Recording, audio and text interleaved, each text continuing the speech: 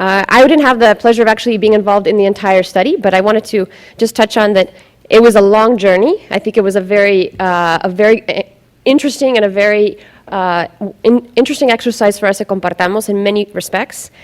Most importantly, I think the reason we went behind this study and we decided to do it is to kind of shed light a little bit about this important debate about how to better serve our customer. And I think that's something that all of us have today. How can we better serve our customer in the best way possible?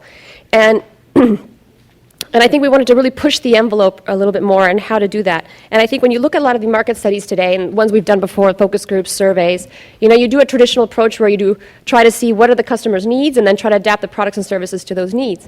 And what's interesting, I think, with a lot of these RCTs is that it really kind of tries to understand how the credit really weaves its way into the lives of our customers. How it influences the decisions they make. How does it influence how they live their lives within their family, within making decisions with their husband, within investing in their business, within investing in consumption or not consumption. So I think a lot of these factors were really, we could see them kind of play itself out in these kinds of studies with other traditional market studies I think a lot of us are accustomed to, we couldn't see. And so anyway, putting that further, let's see. So what did we learn, I think, through this? First and foremost, I think what it did is it reinforces a lot of what we believe in here in Compartamos. No? Our vision really is that credit is an instrument to strengthen and expand the productive activity of our clients, providing them with development opportunities.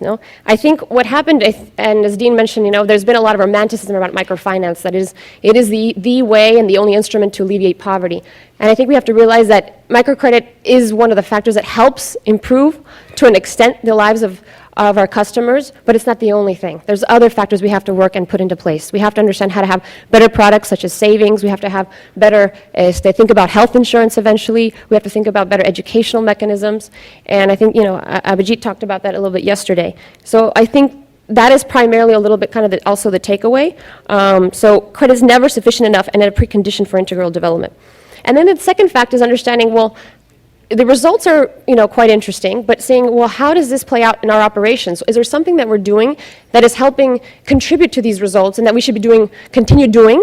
And what are the things that we need to be doing better? So I think the hows, And so the hows for us was a little bit of a self-reflection on what are the things in our institutional culture we think that helps foment some of these results, and we'll go into that briefly, such as our philosophy and our institutional culture.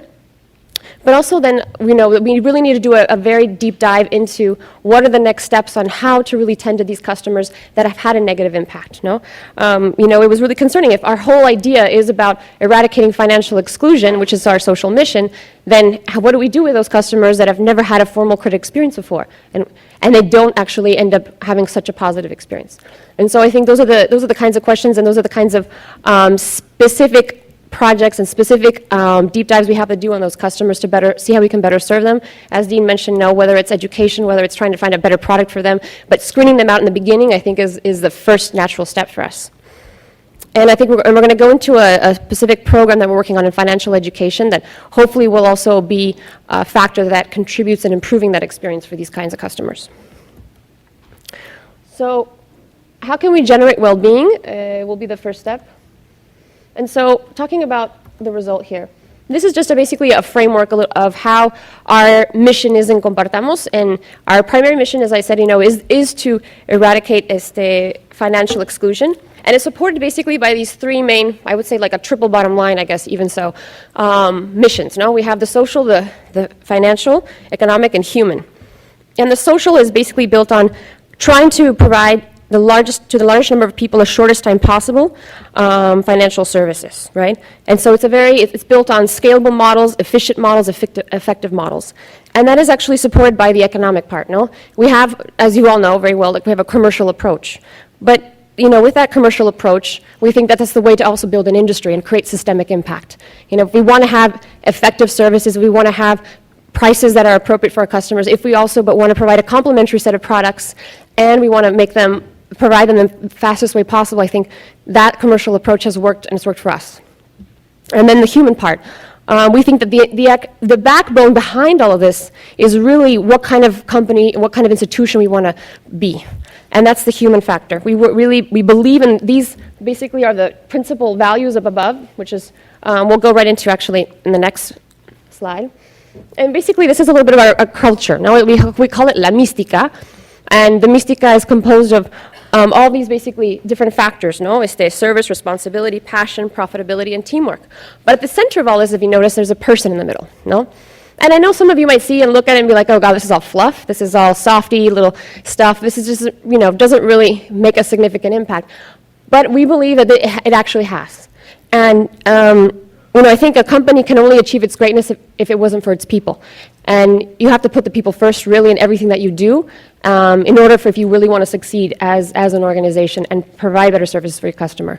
And so I think since Compartamos started, we tried to tap into that and try to unlock kind of like that human potential within each person in Compartamos, and try to understand really what motivates each person, what motivates them to make their decisions, what motivates them to feel connected to the organization, and that's enforced with many different ways, through the code of ethics we have, through leadership programs that we have called Pixies, and it's quite an extraordinary kind of culture that I think is very different from what I've experienced in working in other companies, that I think is a little bit surpassed, but I think that mentality, that's not something that you just see, it's nice on paper, it really is something that's breathing and living within the DNA of the organization, and that actually gets to the point of how that affects the customer, which is a little bit here, I think, in the next phase.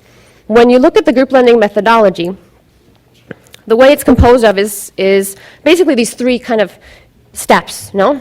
When you look at the group lending methodology, it's almost like it's a powerful platform for social, I guess you think of activism in a sense, no?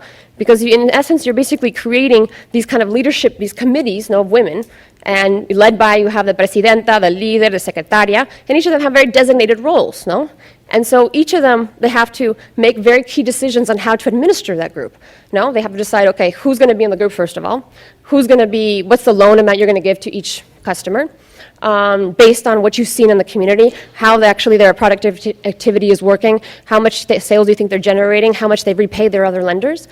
But then you also have to decide, what are you going to do when you mediate these issues when just someone's not paying? How do you do the solidarity groups? And so all this plays out, I think, in these different steps. But if you look at the first one, it says building an identity. No? We have self-selected, discipline, solidarity, and then we have a part about principles and values. And that's where we kind of try to instill the part of the philosophy of Compartamos and the mística, no? That we try to really enforce the part of the ethics that we've tried to instill within our workforce, but also within our customers. And we think that permeates throughout all the group lending process. And then finally, we have actions by all the women with the decision-making and the committee, as I mentioned, and then developing talents, and that's where educational finance is a key component. We cannot provide credit if it's not accompanied by a really complementary set of services for financial education. And we're talking not about something that's a separate service isolated from credit. This is something integrated into the origination process, and we'll talk about that later. And then finally, just to touch on, we've talked a lot about, I think yesterday, about client protection, about over-indebtedness in Mexico. We have to realize, Mexico is a mature market. We have a lot of players. We have over 3,000 MFIs operating. And we have to see how are we going to really navigate through that competed market. And so given all those challenges we have, we've basically tried to develop kind of a client protection program within Compartamos. And one of those is basically this alert system. We try to basically exploit as much as we can the credit bureaus, understand better how our customers are basically interacting outside, and then basically look at key indicators that basically are correlated with their default rates outside, and then convert that into an alert system, and then take that at the sales office so that the sales managers can better understand how their customers are interacting with amongst each other, and then see how they have to basically maybe minimize, either negate the customer in the next cycle, minimize their loan amount, and see how they can administer more effectively. And then we want to actually translate that into a group scores actually once the groups are formed, so they can actually see what the credit bureau reports are with each other, which is a challenge right now. But the next also is client protection index that we developed. I think some of you, I don't know, are familiar with SMART campaign, but they developed a set of best practices on client protection, on prevention of over-indebtedness, transparency. And so what we did was we basically converted that into an internal index. And that's integrated into the whole strategic decision-making process of Compartamos. So basically what happens is that a director who has some indicators in this index, it's in their strategic balance scorecard. And if they don't comply with that indicator, they don't get their bonus. So there's a really direct correlation. There's a strong incentive mechanism to make sure people comply with some of these best practices. So basically, quick Okay, so quickly, we're going to go through, much faster than I expected. Just a quick, I think it's important to look at the interest rates, how they've actually gone down. Over the past 13 years, we were at 118 in 2000 when we were a private institution. Then, as you can see, they've gone down over the past 13 years. And I think even more so with the study that provides an even more compelling case to continue reducing those interest rates. Now they've gone down 40 percentage points to 78 now. This is for group lending. Indice efficiency ratios actually have, are pretty still a little bit high because we're making investments to hopefully have better efficiency in the future with handhelds, with other models. So I'm going to go quickly. Our customers, insurance policies, you can see right here. If not, they're all on our website. I'll go quickly. And then this is, I think, just really quickly. I want to just emphasize 2 slides.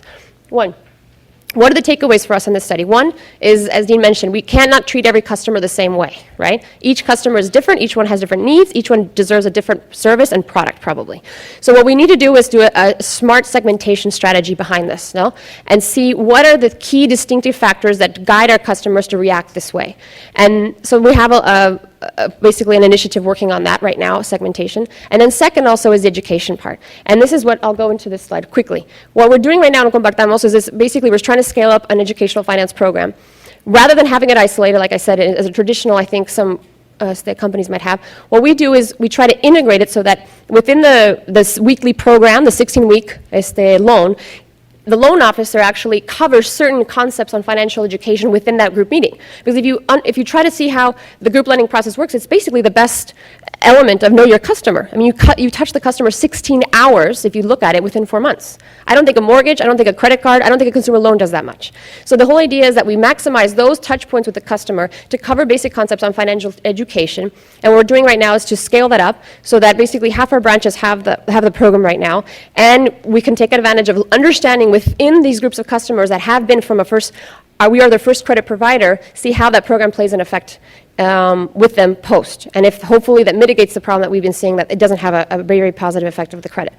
So this, I think, touches a little bit about the delivery models. You know, we need to think about things that are scalable, like we've talked about yesterday, things that are actually cost effective. And I think if these kind of correlate into key business indicators where default rates actually start going down, that even is more compelling for the business side and for the sales side to actually adopt some of these types of programs. So thank you. I don't want to go any further because I know I'm running out of time, and I guess we'll move forward. Thank you.